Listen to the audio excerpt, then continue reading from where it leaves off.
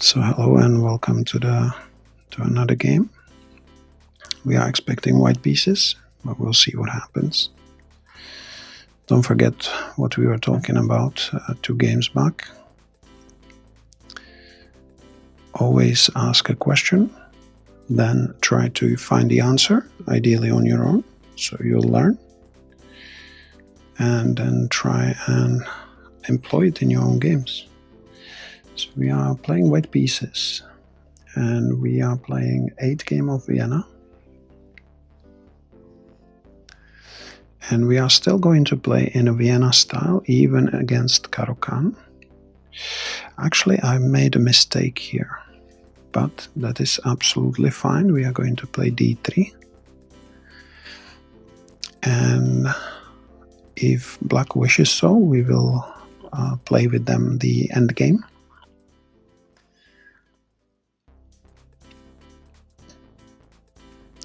We are playing against Danny_Desperado from Scotland, from what the flag says. We are stronger today, as they are only 1396. And we already climbed all the way to 1425. Slow climb, but it's chess.com for you. Now, we are going to play against someone who's going to have a better spatial advantage against us. But we can try and see if we can blow apart the center eventually.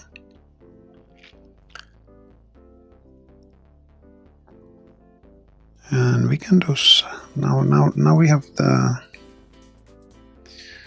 2 ideas in this position. One of them will be to play knight to e2. And the other idea is to play knight to b1. And we can actually maybe approach this as a reversed Philidor. So a move like knight to b1 looks very tempting.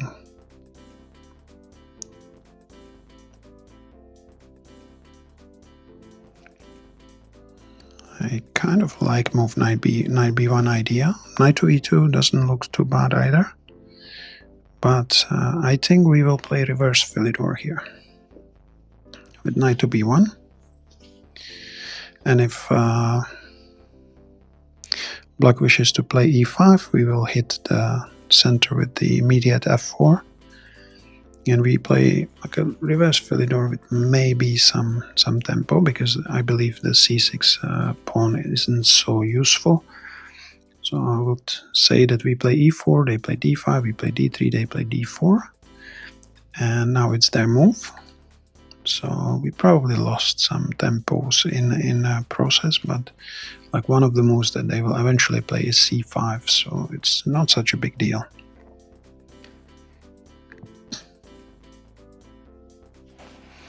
Knight to f6 I found strange.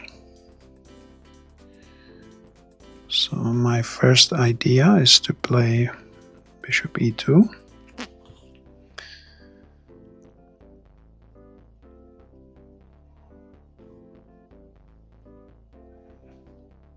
And we will go straight away into undermining the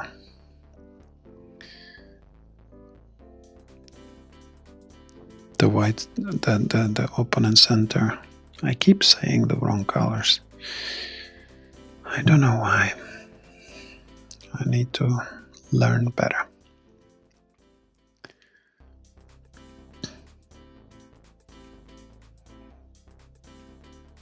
But the idea is definitely to try and undermine the center, undermine it as much as possible. If it's not gonna work, we can still go back to knight to f3. But we will play at least one move which is gonna issue a response from our opponent, and it's gonna be c3 move. But if opponent plays e5, that's exactly what we wanted with the move f4. So that's exactly what I was begging for.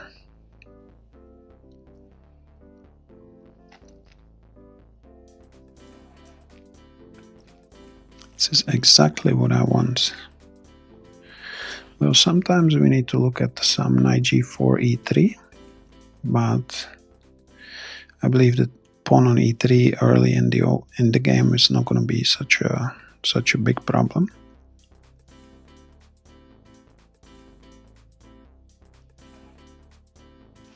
So bishop d6 is making lots of sense. We will increase the pressure with move knight f3. So now it's us who's threatening to take on e5.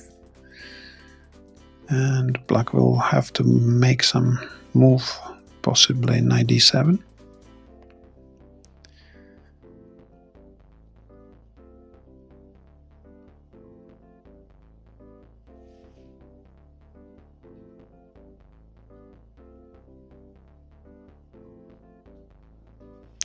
But knight to g4 actually looks a little bit annoying. We will need to learn to castle if knight g4 happens.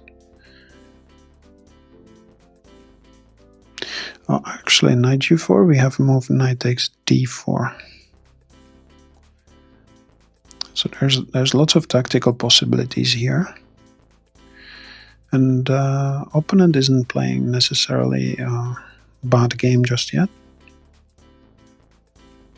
But we need to be also careful.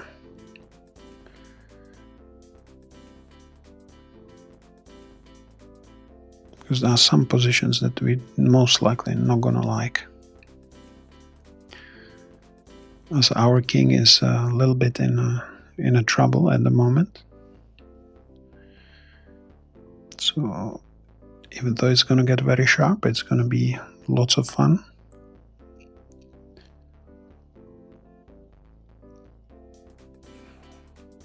So sometimes, moves like d4, if I provoke that kind of move, it's definitely a provocation. But at the same time, it gives us some chances to ask the question of the black's center. So if they take here, now I'm not so convinced that this is gonna work for them, as we have e5. And that's going to undermine the pawn structure a lot. Also, it's potentially winning us the piece for a pawn. I believe knight g4 is the strongest response here.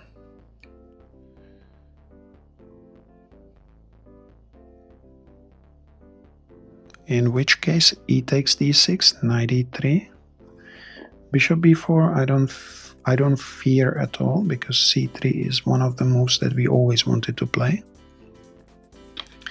And if dc, then bc. So d takes c3, b takes c3. So that's what I mean by dc, bc. And I think after knight g4, I would still play bishop takes f4, as I don't want necessarily. Oh, actually, would be a mistake probably to not to allow something. But bishop c3 is a desperation.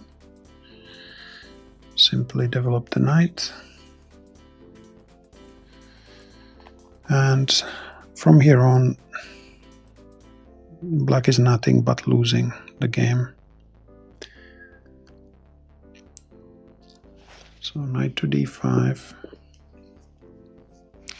Knight to d5 is actually good for us, because with taking on d5, we could potentially solve some problems. First of all, we no longer need to fear that knight, and I was hoping that if black takes with the pawn, that would solve our backward pawn on d3. But we are having a strong grip on the position. And one of the most natural moves here is to recapture on f4.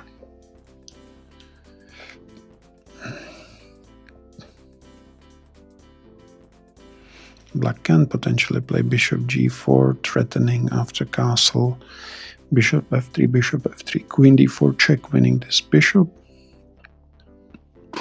But we would also have castling, and I think castling solves that problem as well. So we just castle.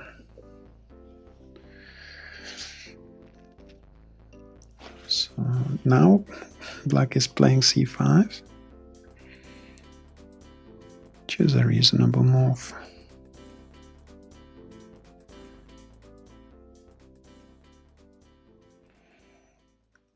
So now is the time to assess the position.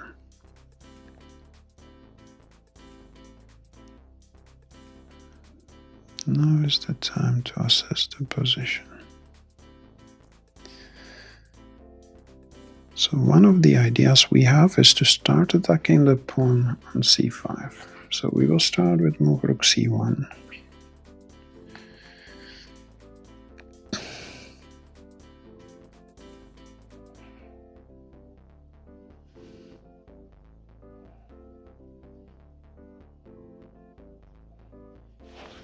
Black obviously wants to develop, which makes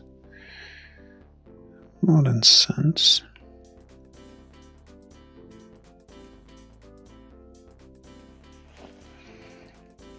I'm not sure what to do next.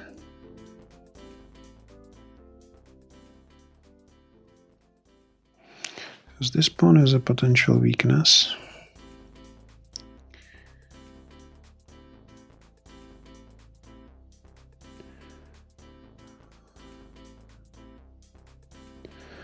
The important thing here is as well, we don't need to win this game anymore because it should have been won already. So we can offer some trades. But if queen c2, then knight d4 could be a problem for queen to... Simply because knight takes d4. Oh, we can take always knight takes d4, and queen d4 does not mean much because the bishop will be protected by the rook. So we can actually play queen c2.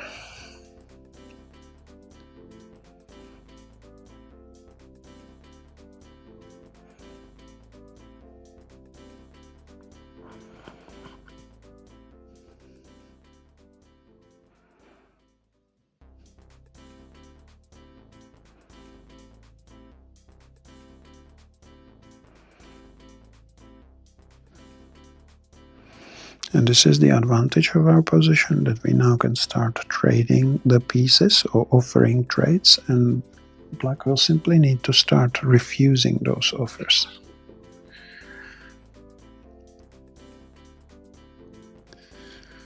So first of those offers is to trade the queens. Black is doing a really good job in developing their pieces, so I have to commend them that now that they are losing, they started working on their development. Quite a good move is to take on a2, hitting our bishop here. So the most natural response is to hit the queen back.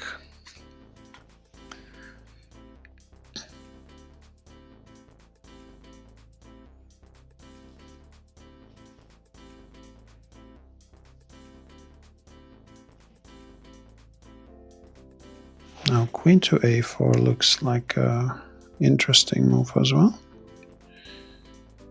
Hitting our bishop on f4. Queen to e6 happens.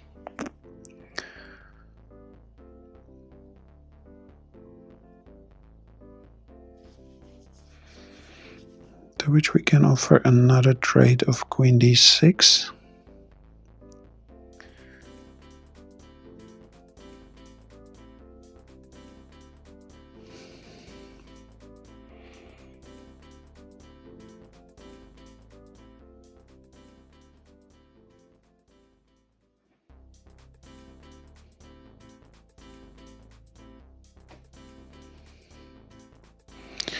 One of the ideas would be also to play knight to g5.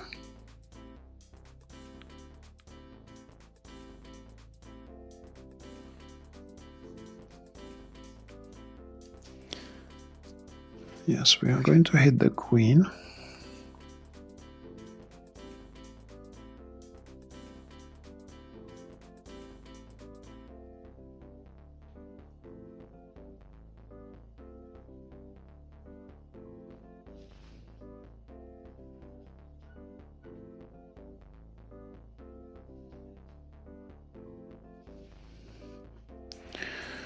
I just need to be careful not to overextend at any point.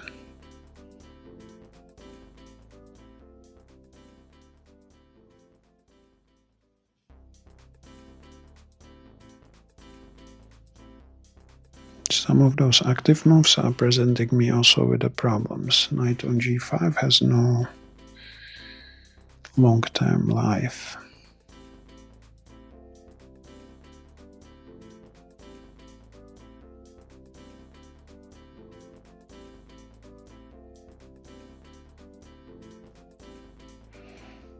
It looks like I would still love to trade queens.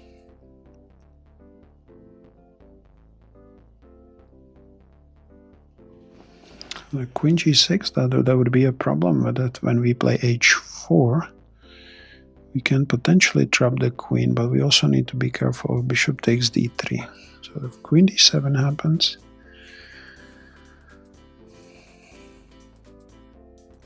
now the most disrespectful idea will be probably to play queen d6 to try and trade the queens.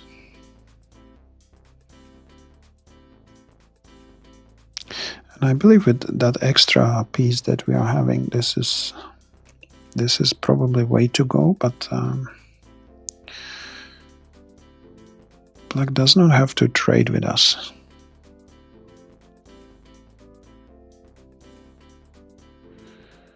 Black does not have to trade with us.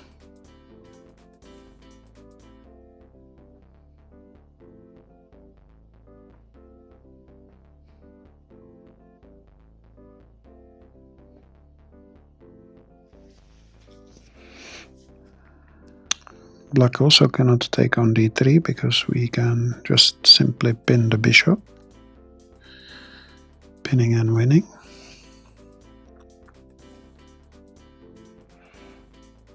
But the position is still a bit unclear.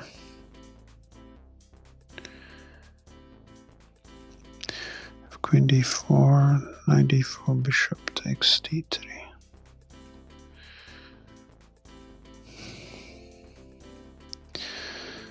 So I'm still not sure where our pieces should go.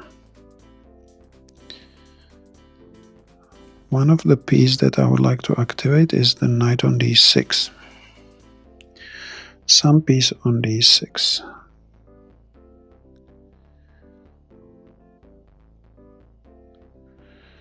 Maybe we can play bishop to g3.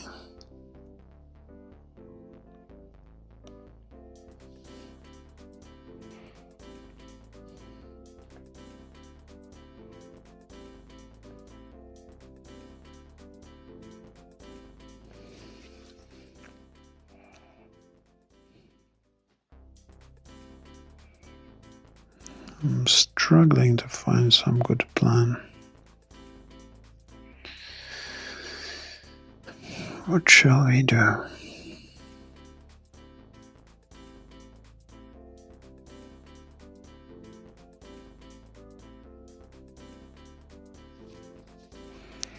Queen d6, e takes d6. I kind of like the pawn on d6. I cannot help it but like it. But what I don't like are some knight d4 jumps, so I want to move my rook away from d4 square.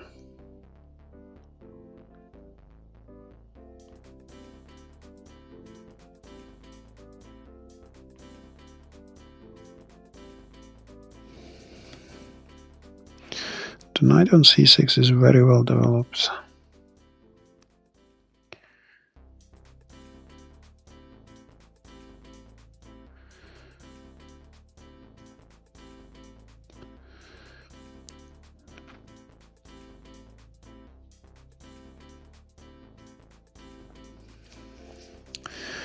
But I like my pawn on d4. I do.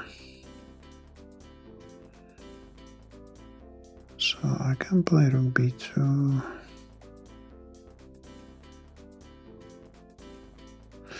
We'll start with move rook b2. It's not the most... I think the way my pieces are coordinating is not the most beautiful. Not the most desirable piece.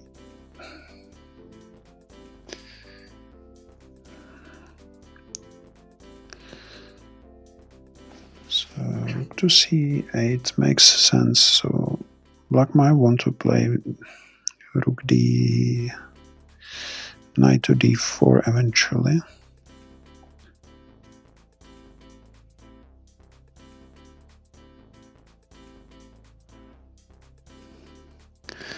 d4, knight takes d4. Do not like this.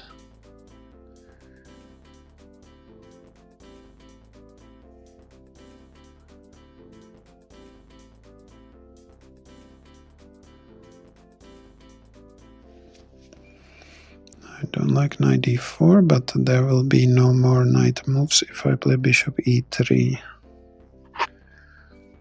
If I play bishop e3 and then queen d6 is not working.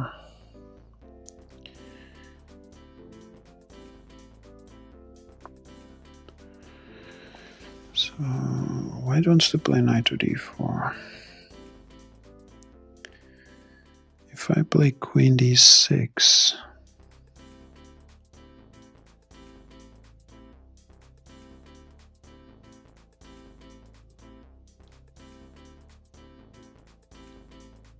and then knight to e4.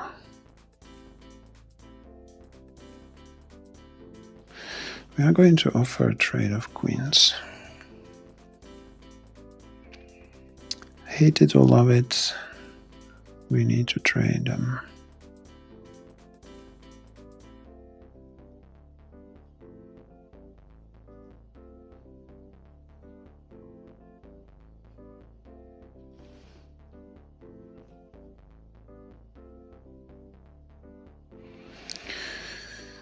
Well, it's a difficult position. We have 6 minutes left. Danny has 8 minutes. We have that extra piece, and it should eventually play a role.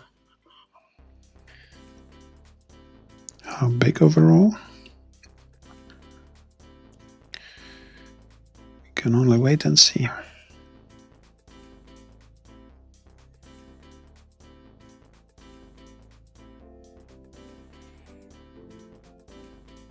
If we can win one of those two pieces in a corner, then we should be okay. One of these two pawns. My speech is going.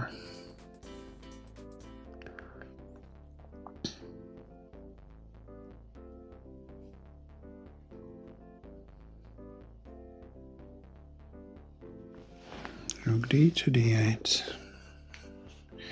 Rook f to d8. Interesting. So queen e8 will be potential response.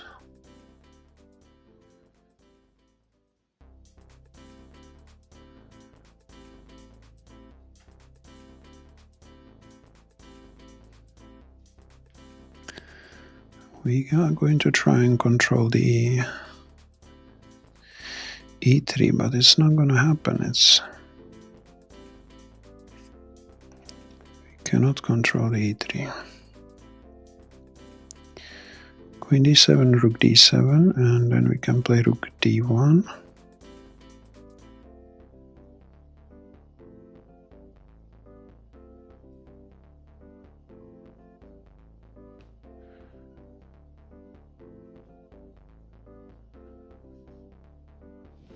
I don't know how to get our pieces going. We're going to trade anyway. We're gonna trade into an endgame and see if we can somehow Now coordinate our pieces. One of my ideas was to play knight to e4 here.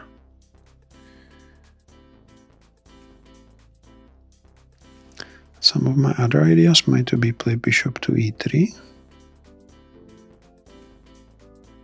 or bishop g3.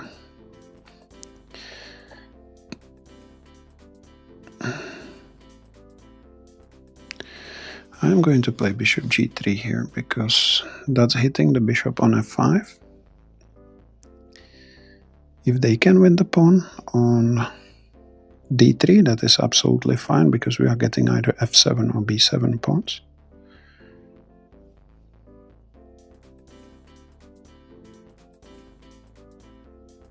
So it's not a big deal if we lose one of the central pawns. Knight to d4 is potentially a problem.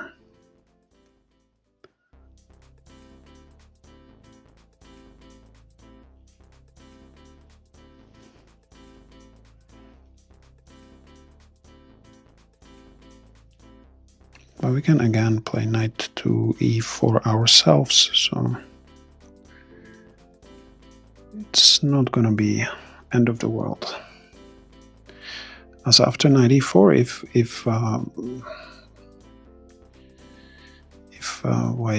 if black trades, then we are having actually quite a good position there. And I think bishop g6 is a move that's stepped the wrong direction, as we now have bishop g4 ourselves. So let's not wait and do it straight away. If nothing before loose, then this is... Just notice how this file is totally stacked with pieces. Pieces everywhere. Pieces absolutely everywhere.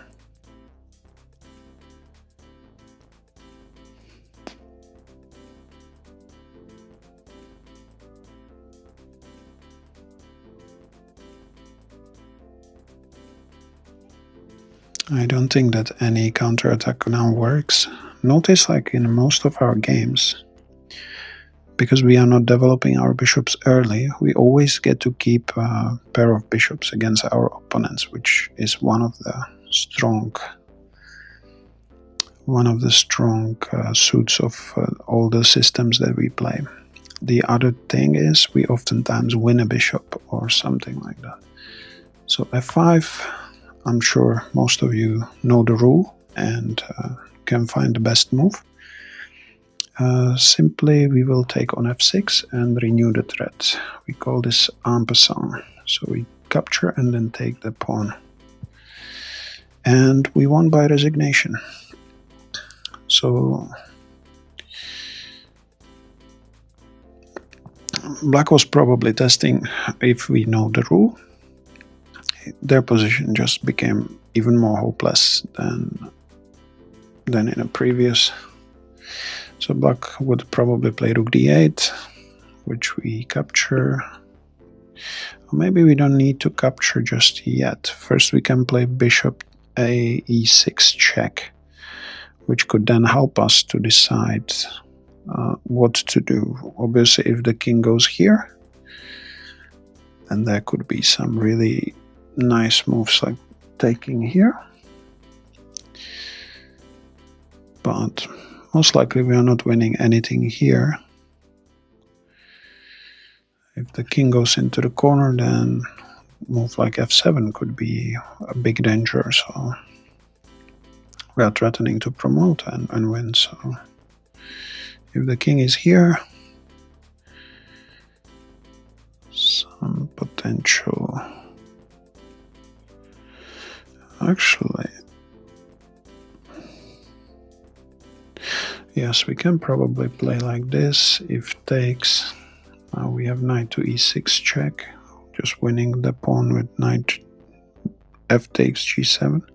So even if the king goes here and we take here, the king has to go back because we are threatening to promote. And from here it would probably be rather one-sided. Oh, this is actually a checkmate with rook f8. So again, a bit of fantasy chess instead of game review. We won fair and square, and both of the series are coming close to an end. And it's the Vienna that leads the white pieces battle, and it's the Philidor that's beating the Khan Sicilian, which is quite unfair given how dynamic the position has been, and how we were able to, overturn all the results in that opening, even if when we were slightly worse. So we didn't achieve, by the end of the game, any of the losing positions. The biggest disappointment was one of the games with Botvinnik, what was white pieces, where the regret is not being able to convert the 1 pawn or 2 pawn advantage or find the correct move in the middle game. Anyway, I'll see you in our next games. I hope the audio issues have been slightly better this time than previous times. And yeah, I'll see you in the next game. Bye now.